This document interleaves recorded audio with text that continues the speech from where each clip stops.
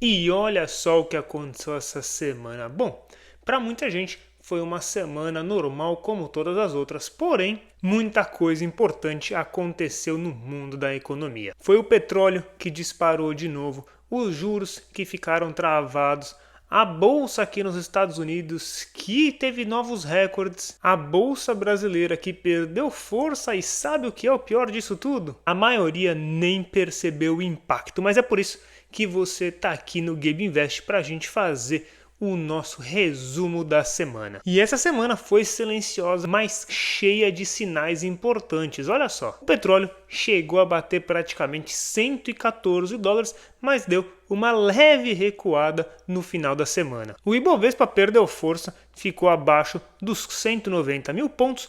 Os juros ficaram travados aqui nos Estados Unidos, tiveram uma pequena queda no Brasil, a gente já vai falar mais sobre isso. E o SP500 surpreendeu de novo e subiu, e a gente também vai explicar o porquê que ele subiu, o que puxou essa subida da bolsa americana. Então fica comigo até o final desse vídeo que eu vou te mostrar tudo em detalhes e também o que isso muda na sua vida. Então vamos começar pelo petróleo. O petróleo subiu de novo essa semana, chegando a bater ali os $114. Deu uma recuadinha no final da semana, mas olha só o problema que isso causa. O preço dos combustíveis subindo e olha só a crise que começou na aviação. Tem alguns países que já estão falando que estão com dificuldade de manter o reabastecimento de querosene de aviação. Então tem países já informando que algumas companhias aéreas vão ter que cancelar voos. Lufthansa, por exemplo, na Alemanha teve que cancelar diversos voos. No Brasil mesmo, as companhias aéreas anunciaram cancelamento de voos e tem países lá na Ásia que já tiveram que mudar o esquema de trabalho, pedindo para as pessoas trabalharem de casa para evitar terem que abastecer os veículos, porque alguns lugares estão com problema de reabastecimento dos postos de gasolina. Então, não é só uma questão de preço do petróleo, mas a falta desse petróleo já começou a impactar alguns países. E isso é muito importante porque, principalmente na Europa, está chegando o verão e é uma época muito boa, muito forte para alguns países da Europa pela questão do turismo. Então isso ajuda o PIB desses países com o turismo durante o verão, mas sem combustível, então sem querosene de aviação, com o preço das passagens mais altas, vai dificultar isso um pouco. Claro, isso no Brasil também continua pressionando para que os preços dos combustíveis subam, principalmente o diesel, e não pode esquecer, praticamente todo o frete no Brasil ele é feito por meio rodoviário, então caminhão usa diesel. Diesel mais caro deixa os produtos mais caros.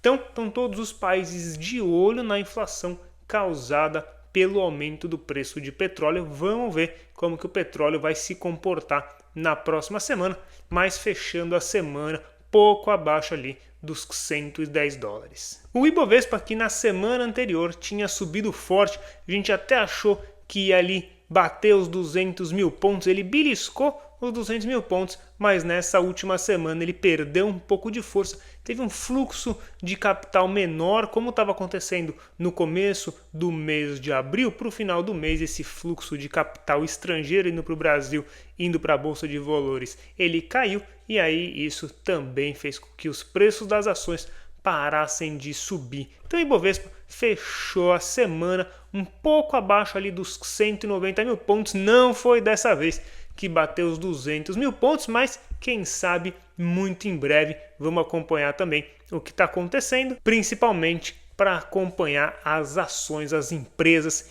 que estão aproveitando essa disparada do Ibovespa. Agora aqui nos Estados Unidos, SP500 surpreendendo de novo, batendo novos recordes. Então essa semana a SP500 voltou a subir, passando aqui dos 7.200 pontos novamente, com destaque para algumas empresas de tecnologia. Tesla subiu, Intel continuou subindo, Apple subiu. Olha só que interessante, hein? A Apple, que essa semana, além de apresentar excelentes resultados, também informou que o seu CEO, o Tim Cook, vai sair da companhia desse cargo, ele vai deixar de ser CEO em setembro para assumir o seu sucessor, o John Turnus, a cadeira de CEO. E claro, agora a gente vai para o fato mais relevante da semana, que foram os juros aqui nos Estados Unidos e também decisão de juros no Brasil. Então vamos começar aqui pelos Estados Unidos, onde o Fed decidiu manter os juros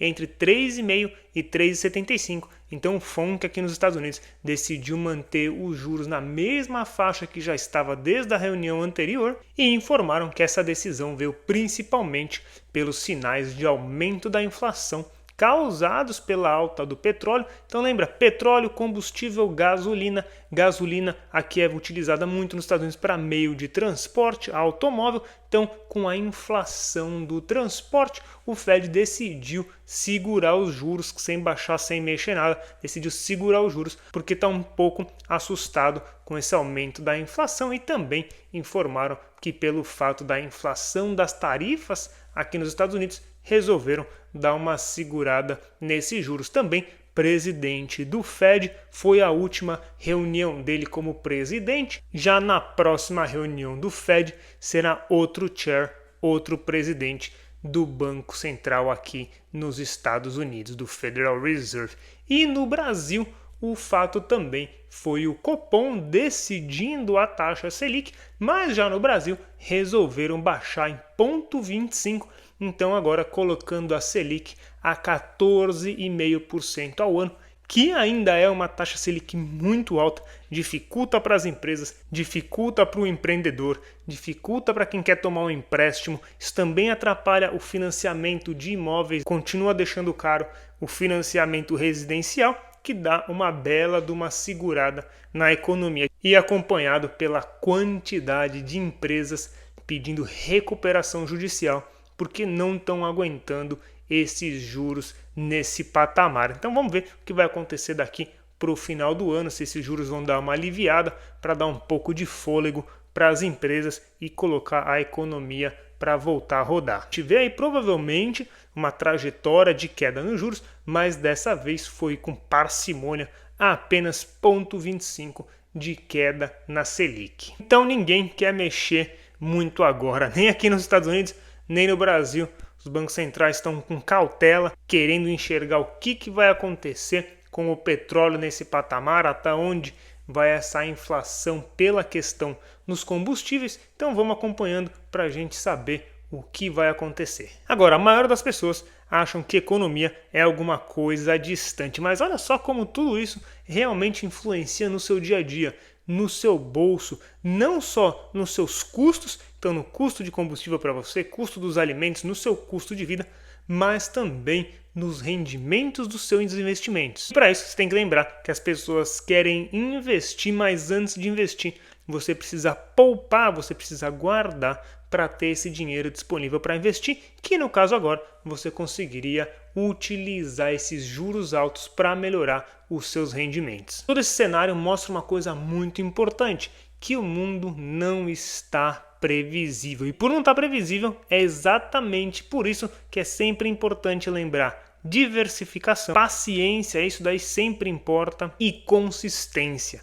Então, você diversificado, com paciência e consistência nos seus investimentos, você consegue passar por essas fases com mais turbulências no mundo da economia. Porque você não precisa prever o mercado, você precisa se preparar para ele. E claro, para isso você precisa poupar para estar pronto para todas essas turbulências. No fim das contas, quem constrói patrimônio não é quem necessariamente acerta o timing, é quem continua mesmo com as mudanças de cenários e entendendo essas mudanças. A economia dá sinais todas as semanas. E a pergunta é: você está ignorando esses sinais ou você está se preparando com eles? Se esse conteúdo te ajuda a enxergar tudo isso com mais clareza e mais facilmente, já não se esquece de se inscrever no canal, batendo aqui no sininho, deixar o like nesse vídeo e conta aqui para mim nos comentários: você acompanha a economia ou você só sente o impacto no seu bolso? Até o próximo.